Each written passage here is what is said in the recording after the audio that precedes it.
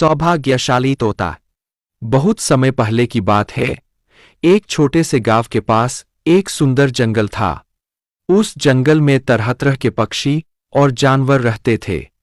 उन्हीं पक्षियों में एक अनोखा तोता भी रहता था, जिसका नाम चिरकू था। चिरकू को लोग सौभाग्यशाली तोता के नाम से जानते थे, क्योंकि जहां भी वह जाता, वहां कोई न कोई चमत्कार हो जाता या किसी की किस्मत बदल जाती। गांव के लोग मानते थे कि अगर चिरकू उनके घर आ जाए तो उनके जीवन में सुख और समृद्धि आ जाती है। चिरकू हमेशा खुश रहता और अपनी मधुर आवाज में गाने गाता। लोग उसे फल और अनाज खिलाते और उसकी भलाई की कामना करते थे। चिरकू भी गांव के लोगों से बहुत प्यार करता था और जहां भी जाता खुशियां बांटता।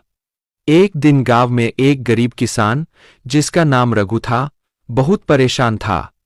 उसकी फसलें बर्बाद हो गई थीं और उसके पास खाने को भी कुछ नहीं था। वह दिन रात मेहनत करता, लेकिन किस्मत उसका साथ नहीं दे रही थी। एक दिन रघु ने गांव के लोगों से चिरकू के बारे में सुना और सोचा कि शायद यह सौभाग्यशाली तोता उसकी भी मदद कर सकता है। रघु ने तय किया कि वह चिरकू से मिलकर अपनी किस्मत बदलने की विनती करेगा।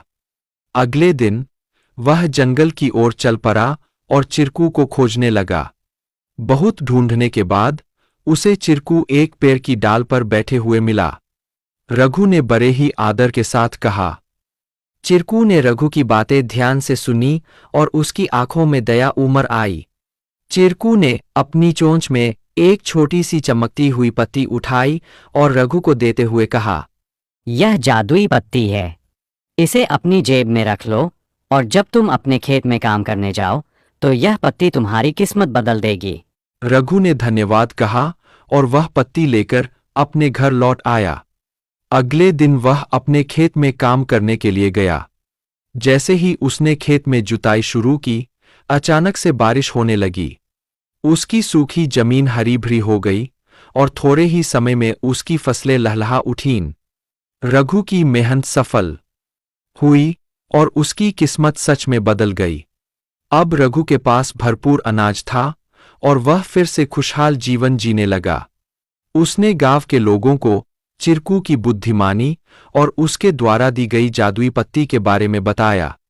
सभी लोग चिरकू की प्रशंसा करने लगे और उसे और भी अधिक प्यार देने लगे। लेकिन चिरकू ने रघु को एक बात कही थी। याद रखना, यह पत्ती सिर्फ तुम्हारी मेहनत का साथ देगी।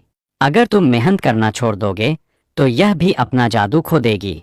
रघु ने चिरकू की बात समझ ली और कड़ी मेहनत जारी रखी। धीरे धीरे उसकी स्थिति पहले से बहुत बेहतर हो गई। वह गांव के सबसे सफल किसानों में से एक बन गया, लेकिन उसने कभी यह नहीं भूला कि उसकी सफलता में चिरकू और उसकी मेहनत का कितना बड़ा हाथ था। कहानी से सीख। इस कहानी से हमें यह सीख मिलती है कि किस्मत भी उन्हीं का साथ देती है जो खुद मेहनत करते हैं।